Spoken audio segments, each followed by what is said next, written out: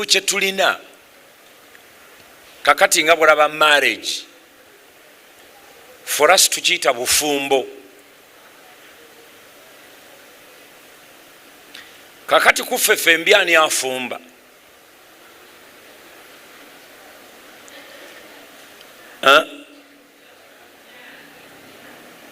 Kuffe mbi ani afumba? This is interactive, bana mulina okuddamu. Who is cooking here? Do you see the confusion? Do you see the confusion? This is a marriage and we are calling it obufumbo in translation. So the girl child is groomed okubeera omuki omufumbi. All her life rotates on that. We are raising girls, oteekwa okuwaata, oteekwa okufumba, oteekwa okukola bwoti, osekula akalo, ofumbire omwami. Because you are entering in what? In marriage, in bufumbo. But was that God's intention when he created man? When he saw man and he said, man shall not live alone, but I'll make him a helper. What was the reason? Kiddamu ekibuuzo omwami oli kye yabuuzizza. What is love? God is love, and everything he creates is out of love. He made man in his own image. When man sinned, he came to save him, and he said, for God so loved the world. So everything that comes from God, the owner of marriage, is about love. Is about love. Now man has different levels of love. There is a love I have for my wife, there's a love I have for my daughters, there's a love I have for the people in the church, there's a love I love for you. Okay? So all these loves are different. They're all called love. But the true love is the one you found from God, who loved us. Because while we are still sinners, still God loved us. And he died for us. Kati zino zonna ze tujjamu, we all call it love. So obufumbo, what is marriage? What was God's intention to create marriage? If you get that one, then the burden will not be on the girl child to raise her kubanga agenda kufumba, because that's how we understand it here. Naye bw'otunuulira show zino zonna ze mutunuulidde eza Iron Chef n'ebintu ebirala, abantu abasinga okufumba si bakazi, basajja. You see? Because for them they understand what marriage is, because marriage is their language. It's in English. It means something different from what we have made it to be. Remember this. Whatever you hand over to man or woman, we have the ability of turning it around to our advantage. When God created Adam and Eve, he made them male and female. He did not make man greater. He formed them differently, but he created them equal. So if you want to understand marriage, marriage actually is not even an institution. Mulidde ekigambo kye bagamba obufumbo is an institution. It's not an institution. Gwe kitunuulira be. Marriage is a place of creation and procreation. Marriage is life. Life has got stages. There was a time I was in the womb of my mother, and the scripture said, God knew me before I was in the womb of my mother. So he knew me, and thus he knew whom I was going to marry, and he knew the children I will produce. He knew what I'll be doing. The problem is, gwotunuulira sister oba blaza ng'omulabye ku stage. Ku stage kw'omulabidde akyali mu nursery, omulabidde mu primary, omulabidde mu secondary school, omulabidde ku university. Naye ono gy'agenda gwe tomanyiiyo. You don't know this person. That's why he was saying that the wife wants me to respect her parents, but she doesn't want to respect my parents. Because what you saw was on a particular stage in her life. Now, the one who started marriage, agamba, before you were in the womb of your mother, I knew you. And before you came out, I ordained you, predestined you. The problem is that because we don't understand marriage, for example, the first couple, when the first couple were created in Genesis, they were not born, they were not babies. None of them put on diapers. They were already grown up. They didn't have a natural parents to raise Adam. This is how you handle a wife. This is how you handle a husband. The parents were not there. God made them grown up. Because Katonda kyatonda, achitonda nga kijjudde. Kiyinza okukola ensobi, kiyinza obutamanya kikyogambye, naye Katonda kyatonda, achitonda nga kigezi, because Adam was very wise, very intelligent. He named all the animals. Ne Eva bamuleta, yamumanyirawo, naga you are bone of my bones, flesh of my flesh. And yet he was not there.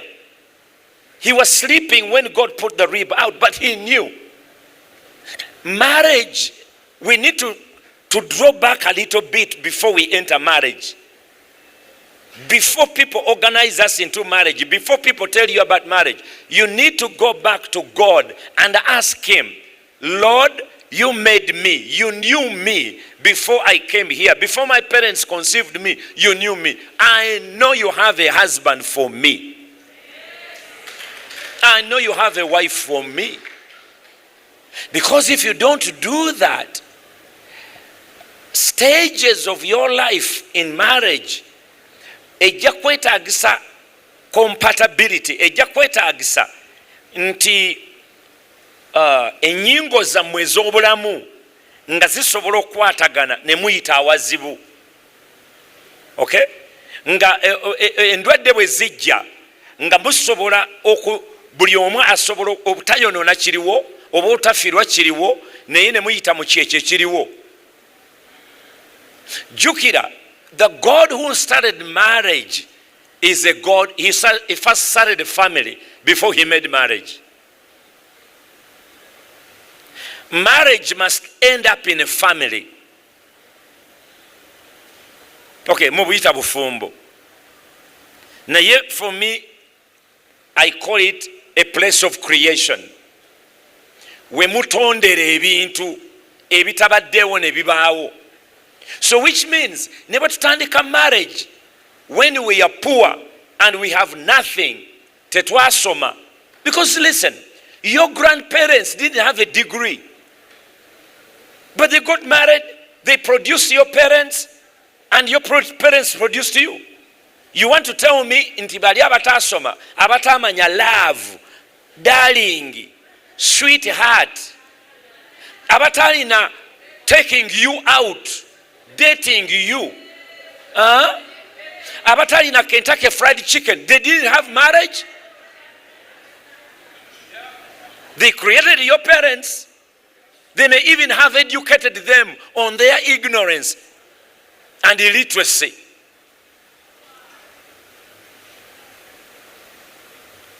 Nze omwami twantwalako ku beach, ontwalako gye ku beach, ntegere nti you love me. Your grandfather jajjawe yamutwala ku beach yawa.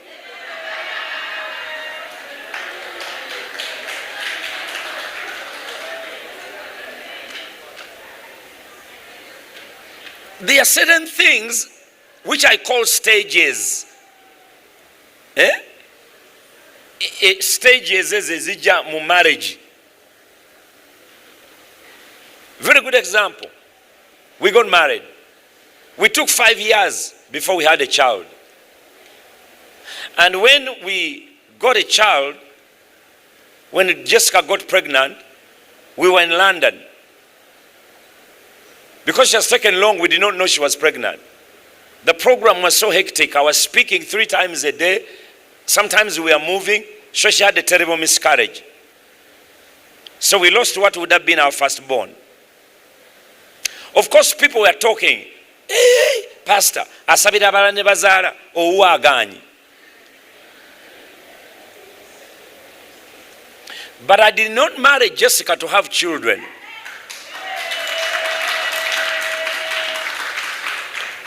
Never that they still would have been my wife. Because I was not marrying a baby producing machine.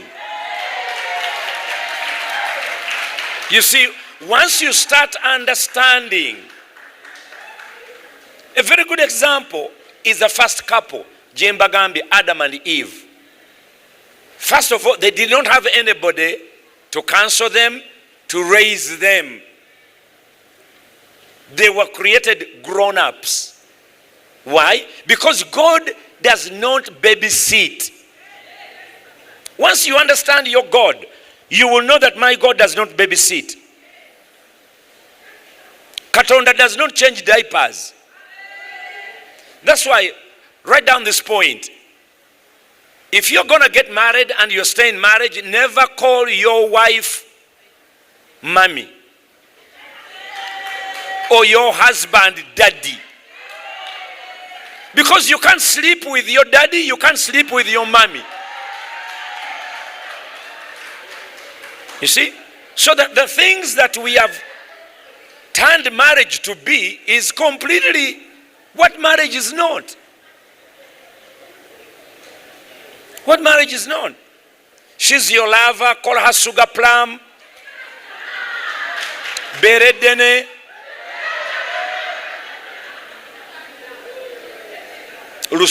Whatever you want to call that person.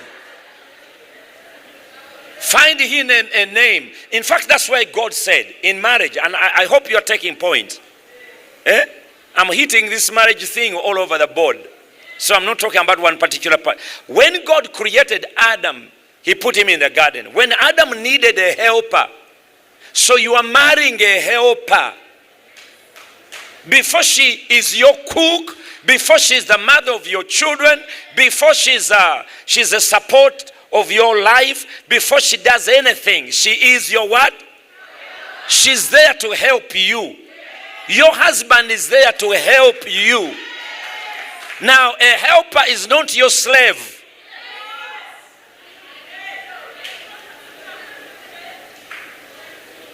A helper, I must find you doing something, then I help you.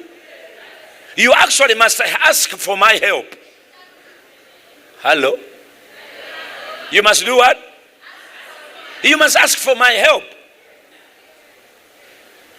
You should say, please help me here. I'm handling this. This is too difficult. Can you help me here? Can you help me here? You are the one responsible, but you need my help.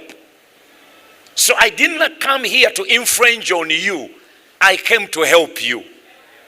Okay, now, he brought Eve. Do you know why they call her Eve? Huh? God came to Adam in the morning, and in the evening, he brought this thing which looked like Adam. But the only thing, it had long hair, it had some hips, and some kilograms here. And Adam said, actually God said, he brought her to him to see what he will call her. Going back to that point, why do you call your wife mommy? Kati ate abaana bamwe banamuyita ki? Gwe omusajja omukulu olina ekiwalaata ng'ekyange ng'oyita mukazi wo mami, nga n'omwana omuto naye agamba mami, kati baby yaani wano?